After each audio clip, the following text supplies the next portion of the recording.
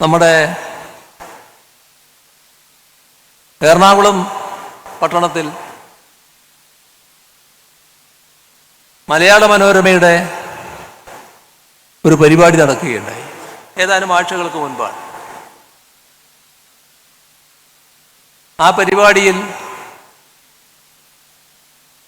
കേന്ദ്ര ആഭ്യന്തരമന്ത്രി അമിത്ഷാ ആണ് പങ്കെടുത്തത്. അദ്ദേഹം സാധാരണഗതിയിൽ കടന്നു ചെല്ലേണ്ടതില്ലാത്ത ഒരു ഭാഗത്തേക്ക് കടന്നു ചെന്നു. അത് മലയാള മനോരമ സംഘടിപ്പിച്ച പരിപാടിയാണ്. അതിൻ്റെ ഭാഗമായുള്ള കാര്യങ്ങൾ സംസാരിച്ച്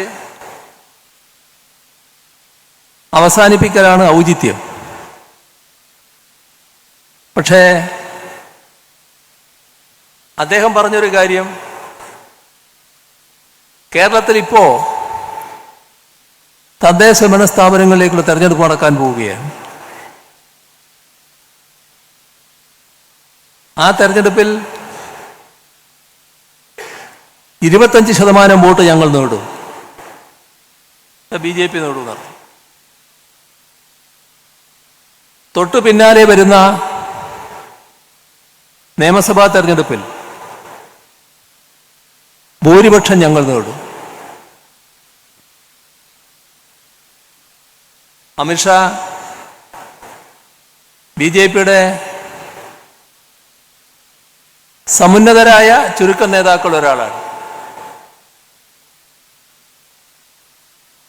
കേന്ദ്ര ആഭ്യന്തരമന്ത്രിയുമാണ്. അപ്പം അദ്ദേഹം പറഞ്ഞ കാര്യങ്ങൾ കേരളീയ സമൂഹം പ്രത്യേകമായി തന്നെ ശ്രദ്ധിക്കേണ്ടതുണ്ട്.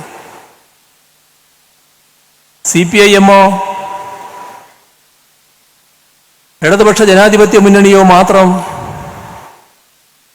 ശ്രദ്ധിക്കേണ്ട ഒരു കാര്യമല്ലത്. കേരളീയ സമൂഹം ശ്രദ്ധിക്കണം. കാരണം നമ്മുടെ സമൂഹത്തിൻ്റെതായ പ്രത്യേകതയുണ്ട്. ആ പ്രത്യേകത കുറച്ചുനാൾ മുൻപ് ഒരു പരിപാടിയിൽ പങ്കെടുക്കാൻ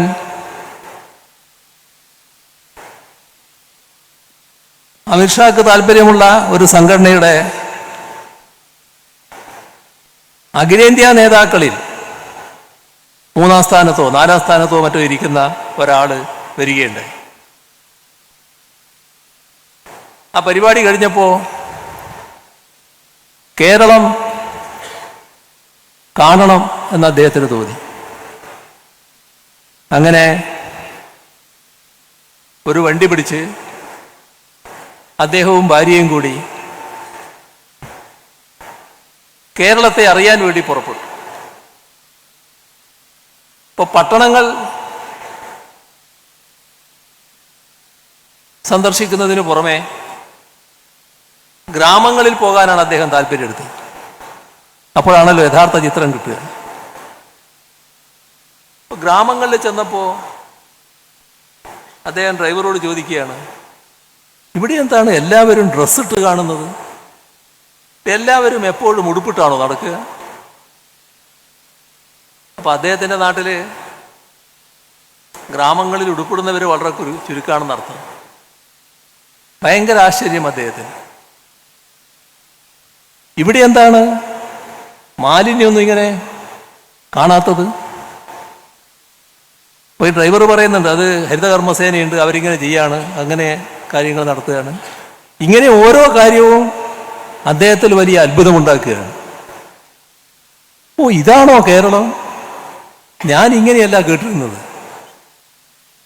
അപ്പം യഥാർത്ഥ റിയൽ കേരള സ്റ്റോറി എന്ത് എന്ന് അനുഭവത്തിലൂടെ അദ്ദേഹം തിരിച്ചറിയാണ്.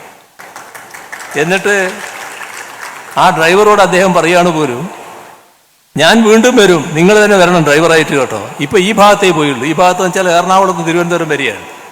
ഇനി എറണാകുളത്ത് ഇങ്ങോട്ട് പോകേണ്ടതുണ്ട്. എങ്ങനെയാണെന്ന് ആ സ്ഥലവും കൂടി കാണേണ്ടതുണ്ട്. ഇതാണ് കേരളം. ഈ കേരളം ഈ രീതിയിൽ നിലനിൽക്കണോ? അതാണ് പ്രശ്നം. അവിടെ നാം കാണേണ്ട കാര്യം RSS പ്രതിദാനം ചെയ്യുന്ന തത്വശാസ്ത്രം നമ്മുടെ നാട്ടിൽ മേധാവിത്വം വഹിച്ചാൽ പിന്നെ നമ്മുടെ സമൂഹത്തിന് ഇങ്ങനെ നിൽക്കാനാവില്ല. അതാണ് നാം കാണേണ്ടത്. ഇപ്പോ നമുക്കിഷ്ടമുള്ള വസ്ത്രം ധരിക്കുക. ഇവിടുന്ന് ഇറങ്ങി ഒരാള് അയാൾക്ക് ഇഷ്ടമുള്ള ആരാധനാലയത്തിൽ പോകുന്നവരാണെങ്കിൽ അയാൾക്ക് ഇഷ്ടമുള്ള ആരാധനാലയത്തിൽ പോകും, മറ്റൊരാള് അയാൾക്ക് ഇഷ്ടമുള്ള ആരാധനാലയത്തിൽ പോകും. അത് ഒരു പ്രശ്നമല്ല ആർക്കും. ഏത് ഭക്ഷണമാണോ കഴിക്കേണ്ടത് അവരവരുടെ ഇഷ്ടത്തിനനുസരിച്ച് ഭക്ഷണം കഴിക്കുക. ഇതൊക്കെ കേരളത്തിൽ ഇന്ന് നടക്കും. എന്തുകൊണ്ടാണ് നടക്കുന്നത്? RSSന് മേധാവിത്വം കിട്ടിയിട്ടില്ല. സംഘപരിവാറിന് മേധാവിത്വം കിട്ടിയ സ്ഥലത്ത് അടുക്കളയിലെ ഭക്ഷണം പരതിയാണ് ആളെ ആക്രമിക്കുന്നതും കൊലപ്പെടുത്തുന്നതും. വസ്ത്രധാരണത്തെ നോക്കിയാണ് ആളുകളുടെ നേരെ ആക്രമണം. നമ്മുടെ കേരള തനിമയങ്ങ് നഷ്ടപ്പെട്ടു പോകും. ഇപ്പോ ഓണം, കഴിഞ്ഞ ഓണം നല്ല സമൃദ്ധമായിരുന്നല്ലോ. ആർക്കും പരാതിയില്ലാതെ നല്ല രീതിയിലാണല്ലോ നമ്മളെല്ലാവരും ഓണം ആഘോഷിച്ചത്. ആ ഓണനാളില് ഒരാൾ എന്നെ കാണാൻ വന്നിരുന്നു. അപ്പൊ അദ്ദേഹത്തിന്റെ ഫോണിൽ വന്ന ഒരു മെസ്സേജ് അദ്ദേഹം എന്നെ കാണിച്ചു തന്നു. ഒരു സംഘപരിവാറുകാരൻ അയച്ച മെസ്സേജാണ്. അതിലെ മഹാവിഷ്ണു നിൽക്കുന്നു, അതിൻ്റെ താഴെ വാമനൻ നിൽക്കുന്നു, വാമനന്റെ കാൽക്കൽ മഹാബലി നിൽക്കുന്നു. എന്ന് പറഞ്ഞാൽ ഓണത്തിന് മഹാബലിയെ നാം ഓർക്കുന്നു. RSSന് അതിനോട് യോജിപ്പില്ല, വാമനെയാണ് ഓർക്കേണ്ടത്. അപ്പോ ഓണത്തിന്റെ മഹാബലിയെ അടക്കം നമുക്ക് നഷ്ടപ്പെടുന്ന അവസ്ഥയാണ് RSSന് മേധാവിത്വം കിട്ടിയാൽ ഉണ്ടാകാൻ പോകുന്നത്. ഇപ്പോ നമ്മുടെ നാട്ടുകാർ മാത്രമല്ല, എല്ലാവരും, പ്രത്യേകിച്ച് തെക്കേ ഇന്ത്യ ആകെ, എന്നാൽ തെക്കേ ഇന്ത്യ മാത്രമല്ല, രാജ്യത്തിൻ്റെയും ലോകത്തിൻ്റെയും പല ഭാഗങ്ങളിൽ നിന്നും ഉള്ളവർ എത്തിച്ചേരുന്ന കേരളത്തിൻ്റെ ഒരു ആരാധനാലയമാണ് ശബരിമല. ആ ശബരിമല വലിയ വിവാദമാക്കാൻ സംഘപരിവാർ തുടങ്ങിയല്ലോ. എന്താണ് അവരുടെ ഉദ്ദേശം?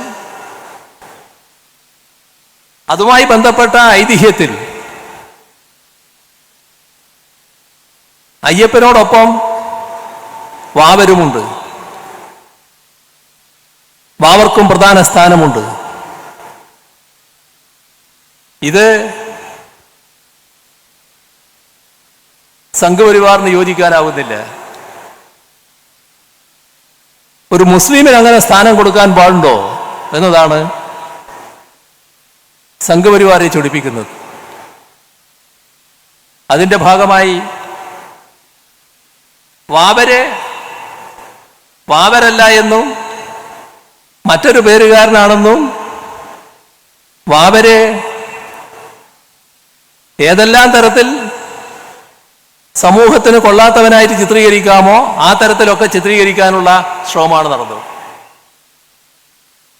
ആർക്കെങ്കിലും അംഗീകരിക്കാൻ കഴിയുമോ? അത്